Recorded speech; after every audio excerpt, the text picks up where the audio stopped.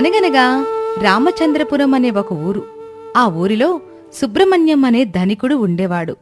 అతను 1000 ఎకరాల భూస్వామి.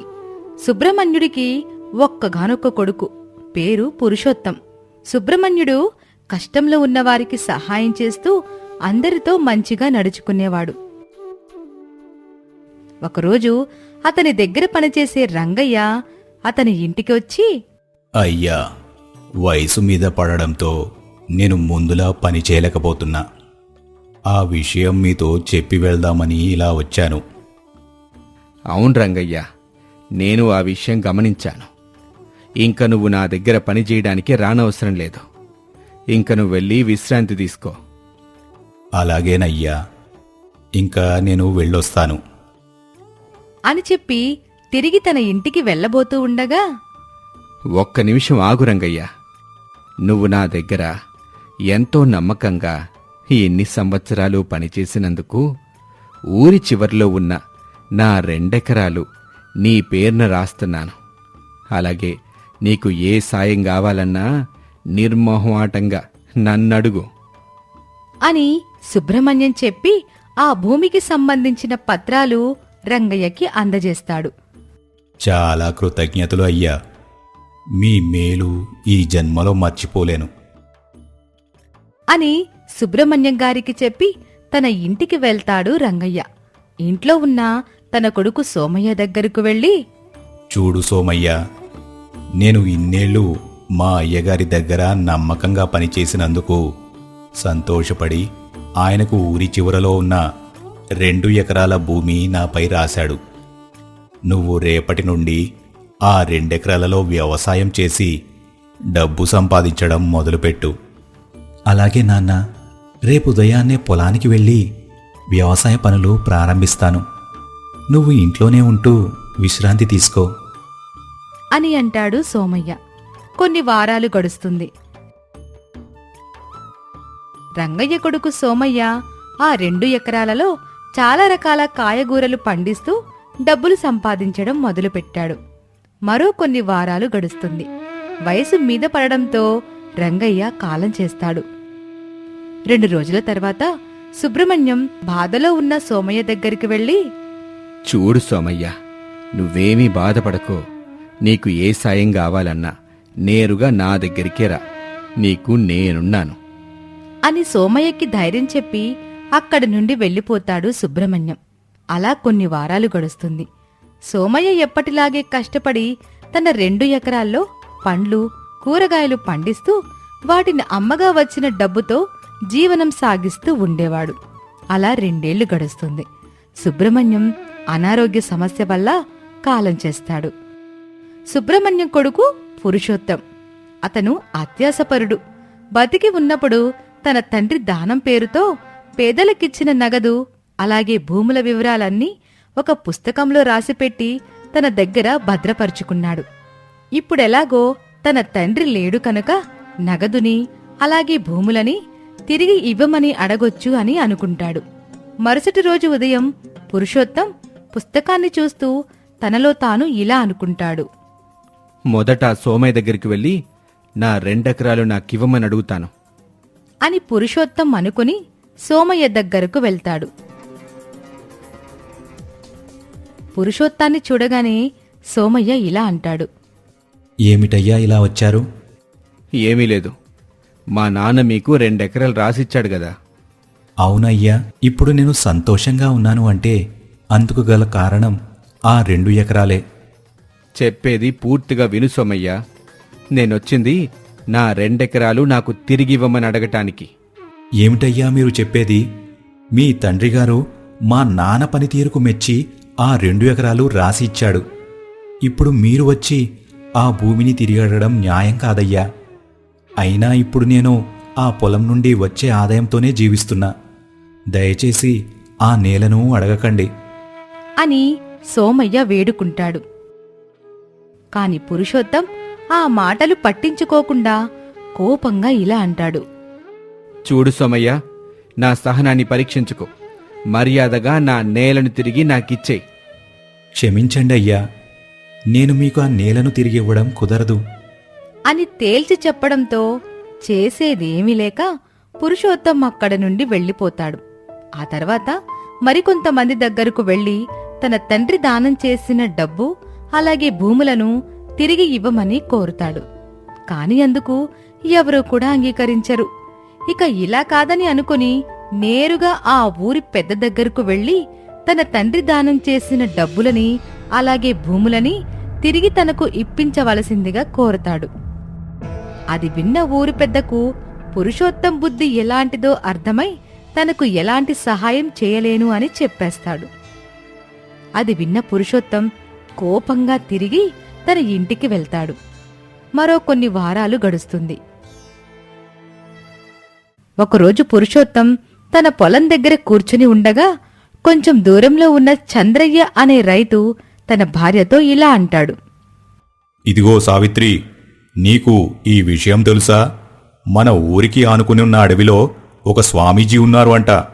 ఆయన తన మహిమతో పక్క ఊరిలో ఉండే లింగయ్య అనే పేదవాడికి తన పొలంలో ఉన్న గుప్త నిధుల గురించి తెలియజేసి లింగయ్యను రాత్రికి రాత్రే పెద్ద ధనవంతుని చేశాడు. అలాగా, అయితే మనం కూడా ఒకసారి వెళ్ళి ఆయన్ని కలిసి మన కష్టాలు చెప్పుకుందాం, ఏదైనా పరిష్కారం చూపిస్తాడేమో అని అంటుంది సావిత్రి.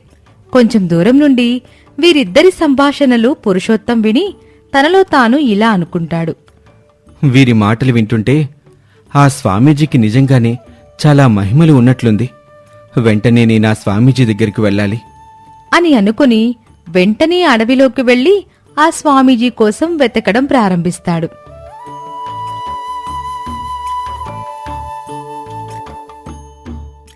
చాలా సమయం వెతకగా ఆ స్వామీజీ కనిపిస్తాడు. స్వామి, మీరిక్కడున్నారా?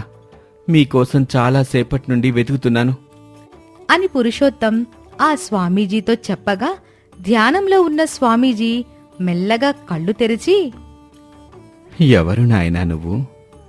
నా కోసం ఎందుకు వెతుకుతున్నావు? మరేం లేదు స్వామి, మీ మహిమల గురించి నాకీరోజే తెలిసింది. అందుకే ఇంత దూరం వచ్చి మీకోసమే వెతుకుతున్నాను. మొదట నీ సమస్య ఏంటో చెప్పు. ఆ సమస్యకి నా దగ్గర పరిష్కారం ఉందో లేదో నీకు తెలియచేస్తాను. మరేమీ లేదు స్వామి, మాకు మా ఊళ్ళో చాలా భూములుండేవి. మా తండ్రి వాటిలో కొంత భాగాన్ని కష్టాల్లో ఉన్నవారికి వ్యవసాయం చేసుకోమని దానం చేసేశాడు. ఇప్పుడు నేను వెళ్ళి వాళ్ళని నా భూములు తిరిగివ్వమని అడిగితే వాళ్ళేమో తిరిగివ్వటం లేదు. ఆ భూములన్నీ నాకే దక్కేలా చేయండి స్వామి అని పురుషోత్తం అడగగా స్వామీజీ ఒక నవ్వు నవ్వి, చూడు నాయనా, మీ తండ్రి నీకు అవసరమైన దానికన్నా ఎక్కువ ఆస్తిపాస్తుల్నే ఇచ్చి వెళ్ళాడు. ఉన్నదాంతో సంతృప్తి చెంది ఆనందంగా ఉండు. లేదు స్వామి, మీరు తప్ప మరెవరూ నాకు ఈ విషయంలో సహాయం చేయలేరు. నాయనా పురుషోత్తమా, ఈ విషయంలో నేను నీకు ఎలాంటి సహాయమూ చెయ్యలేను. ఇక నువ్వు వెళ్ళొచ్చు అని స్వామీజీ చెప్పగా పురుషోత్తానికి ఏం చెయ్యాలో అర్థం కాలేదు. ఏమిటి నాయనా, ఇంకా ఇక్కడే ఉన్నావు? బయలుదేరు. మీరెవరో లింగయ్య అనే పేదవాడికి తన పొలంలో ఉండే నిధి గురించి చెప్పి వాణ్ణి ధనవంతుని చేశారంట కదా. నాకు 100 ఎకరాల భూమి ఉంది. అందులో ఎక్కడెక్కడ గుప్త నిధులున్నాయో చెప్పి సహాయం చేయండి స్వామి. ఇంతలా ప్రాధేయపడుతున్నావు గనుక చెప్తున్నాను. ప్రస్తుతం నీ దగ్గరున్న భూమిలో ఎక్కడా గుప్త నిధులు లేవు. కాకపోతే మీ తండ్రి గారు రంగయ్యకు దానం చేసిన భూమిలో లంకెబిందెలున్నాయి. అవునా స్వామి, నేనిప్పుడే వెళ్ళి ఆ నిధిని దక్కించుకుంటాను. చూడు నాయనా, నువ్వు ఆ నిధి గురించి మర్చిపోవటమే మంచిది. ఆ నిధి కోసం ప్రయత్నిస్తే నీ ప్రాణాలకే ప్రమాదం. ఎందుకు చెప్తున్నానో అర్థం చేసుకో అని స్వామీజీ చెప్తాడు. కాని పురుషోత్తం ఆ మాటలేమీ పట్టించుకోకుండా నిధి ఉండే చోటు తెలిసినందుకు చాలా సంతోషపడుతూ అక్కడి నుండి తిరిగి ఇంటికి వెళ్ళిపోతాడు. ఎలాగైనా సోమయ్య నేల్లో ఉన్న నిధిని నేను దక్కించుకోవాలి అని అనుకుని ఏదైనా సలహా ఇస్తారేమోనని తనకు ఉన్న 2 స్నేహితులను ఇంటికి పిలిపించుకుని జరిగిన విషయమంతా తెలియజేస్తాడు. అప్పుడు వారిద్దరూ కలిసి మాట్లాడుకుని పురుషోత్తానితో ఇలా అంటారు. చూడు మిత్రమా, నువ్వేదో ఒకటి చేసి సోమయ్యని తన గుడిసె వద్ద లేకుండా చేశావంటే మనం అతనికి అనుమానం రాకుండా రాత్రికి రాత్రి నిధిని తవ్వి బయటకు దియ్యొచ్చు అని చెప్తాడు. అప్పుడు పురుషోత్తం వెంటనే సోమయ్య ఉంటున్న గుడిసె దగ్గరకు వెళ్తాడు. మీకు నా భూమిని ఇవ్వడం కుదరదని చెప్పేశాను కదా, మళ్ళీ ఎందుకు వచ్చారు? అని కాస్త కోపంగా అంటాడు. అప్పుడు పురుషోత్తం ఇలా అంటాడు. నన్ను నువ్వు క్షమించాలి సోమయ్య. బుద్ధి గడ్డి తిని మా తండ్రి దానం చేసిన భూమిని తిరిగివ్వమని అడిగాను అని తాను పూర్తిగా మంచివాడిలా మారిపోయినట్లు నటిస్తాడు. మీరు నన్ను క్షమాపణలు కోరడమేంటయ్యా? మీతో కఠినంగా మాట్లాడినందుకు నేనే మిమ్మల్ని క్షమించమని కోరాలి. మా తండ్రి గారు నా కల్లోకొచ్చి నిన్ను బాధ పెట్టినందుకు ఊరి మధ్యలో ఉన్న 10 ఎకరాలు నీ పేరున రాయమని చెప్పారు. ఆ విషయం చెప్పడానికి ఇలా వచ్చాను. అయ్యా, నాకు మీ తండ్రిగారు ఇచ్చిన 2 ఎకరాలు చాలు. మరో అడుగు నేల కూడా వద్దు. నువ్వు నిజంగా ఎంత మంచివాడివి సోమయ్య. కనీసం ఈ రోజు రాత్రి మా ఇంటికొచ్చి భోజనం చేస్తే నువ్వు నన్ను పూర్తిగా క్షమించినట్లుగా నేను భావిస్తాను అని పురుషోత్తం చెప్పగానే సరే అని చెప్పి సోమయ్య పురుషోత్తం ఇంట్లో భోజనం చేస్తాడు.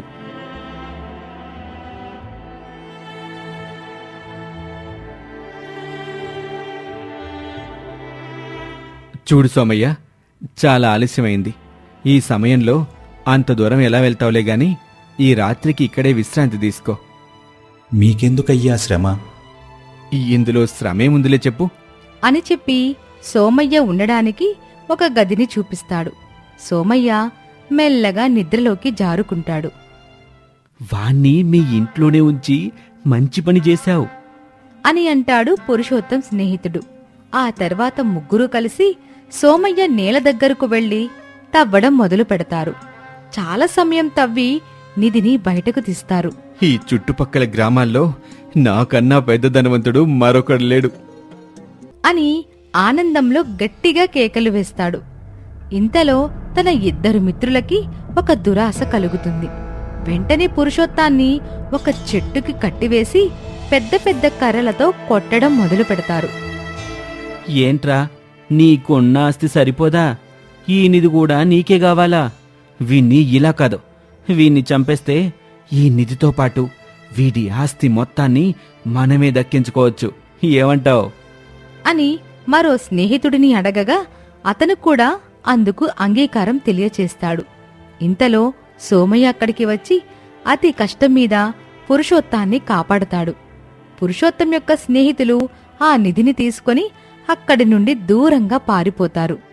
ఏమైందయ్యా? మీ స్నేహితులు మిమ్మల్ని ఎందుకు చంపడానికి ప్రయత్నిస్తున్నారు? అని సోమయ్య అడగగా పురుషోత్తం బాధపడుతూ ఇలా అంటాడు. నన్ను క్షమించు సోమయ్య. ఒక మహర్షి నీ పొలంలో నిధి ఉంది అని చెప్పగా వాటిని నీకు తెలియకుండా నా సొంతం చేసుకోవాలనే దురాశతో నిన్ను నా ఇంట్లో ఉంచి నా స్నేహితుల సహాయంతో వాటిని బయటకు తీసుకురావాలి అనుకున్నాను. కానీ డబ్బు ఎంత ప్రమాదకరమో నాకు ఇవ్వాలే తెలిసొచ్చింది. నేను ఎంతగానో నమ్మిన నా మిత్రులు డబ్బు కోసం నన్ను చంపాలని చూశారు. ఇటువంటి డబ్బు నాకు అవసరం లేదు. నేను కూడా మా తండ్రిలాగానే పేదవారికి సహాయం చేస్తూ అందరి ఎదుగుదలకు సహాయపడతాను అని పురుషోత్తం సోమయ్యకు చెప్తాడు. ఆ మాటలు విన్న సోమయ్య కూడా చాలా సంతోషపడతాడు. అది సరే, నువ్వు నా ఇంట్లో ఉన్నావు కదా, ఇక్కడికెలా వచ్చావు?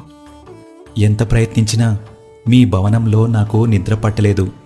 మీకు మాట చెప్పేసి నా గుడిసె దగ్గరికి వెళ్ళిపోదామని అనుకున్నా. కానీ మీరు ఇంట్లో లేరు అన్న విషయం గ్రహించి మీరు ఎక్కడ ఉన్నారా అని ఊరంతా వెతుకుతూ ఇలా వచ్చాను. సరైన సమయానికి వచ్చి నా ప్రాణాలు కాపాడావు. నీ రుణం ఈ జన్మలో మర్చిపోలేను అని అంటాడు పురుషోత్తం. ఆ తర్వాత సోమయ్య పురుషోత్తం మిత్రులని పట్టుకొని ఊరి పెద్ద ముందు నిలబెడతాడు. హత్యాయత్నం చేసినందుకు ఊరి పెద్ద వారికి తగిన శిక్ష విధిస్తారు. పురుషోత్తం అన్నట్లుగానే కష్టంలో ఉన్న వారికి సహాయపడుతూ తండ్రికి తగ్గ కొడుకుగా మంచి పేరు తెచ్చుకుంటాడు.